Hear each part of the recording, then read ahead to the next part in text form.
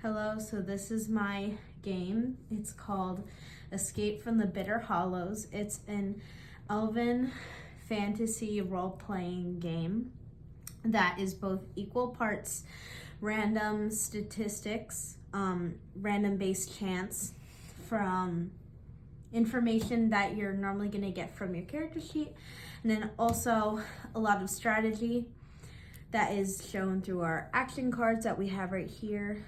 So how we start this is that you're going to take a little charm. I'm just using these little charms because this is what I had. So I'm gonna put it right here on my square, right where it says start. I'm putting it right there.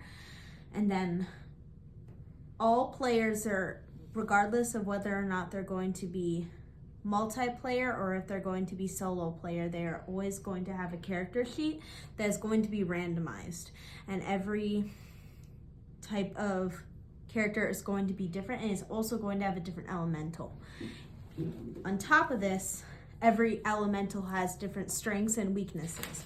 So if I look at my character sheet example here, what I have here is my elf name, which is Lilypad.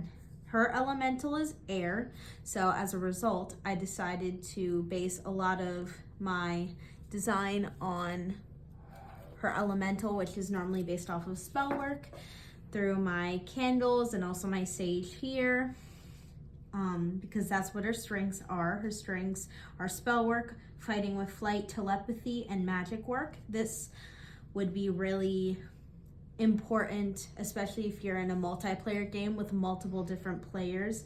She could be really good to use for, maybe for instance, especially if you're in the Valley of the Lost Souls and there are monsters that you're trying to communicate with. She would be an excellent character for that. But she's equally as important if you're playing in solo. So you get all of her information. What's going to be the most important is going to be her strengths and her weaknesses, because then that dictates how you're going to react to your action cards, which are the little square cards with the eyes in it that you see right here. So I'm going to take one because I'm only playing in solo, and I'm going to read it. You decide to find a lake nearby.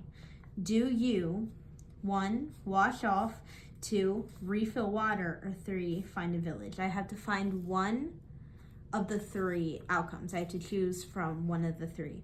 So because I'm just starting, I can't say I'm refilling water because I already have enough water.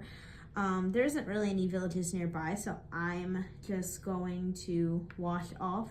So I'm going to find any sort of lake. So I was right here, I'm gonna find right here.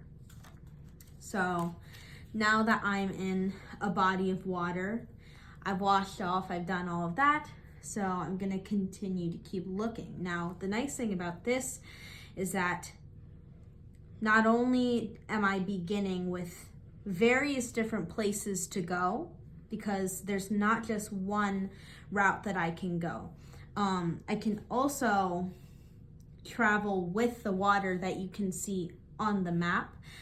Because one interesting thing about this game is that you can actually follow the water as you're playing the game, because everywhere there's water, there's actually signs of life and signs of civilization. As you can see from the villages here, the caves here, the temples here, there's various different signs of life everywhere where you can see the water. So just a fun little tidbit.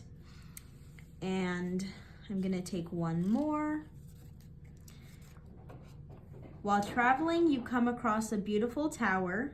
Do you go in, avoid, or try to find someone? In this case, I'm gonna try to find people. So even though I'm going to go towards the tower, I'm not going to go in it. So I'm just gonna go right next to it. And sometimes you can actually, when you try to find other people, you can actually skip a few. So in this case, I technically wouldn't just be going on this tower. I would also be going up, because in this case, I would be going up to the village. So I can go up to the village, but I can only go with a minimum of 2 steps. So this would be 2 steps. So I would be halfway from doing that. And the other nice thing about this is that sometimes the action cards, they can speak for themselves, but they can also be very customizable depending on your group, depending on what your characters are, along with what their strengths are. Sadly, players cannot choose what their character's strengths are. That's given from the character sheet, but the point of the game is that you're supposed to use whatever you have on hand in order to keep the game going forward and to be able to eventually leave the Bitter Hollows, which is this entire land, and to eventually make it out the other side. So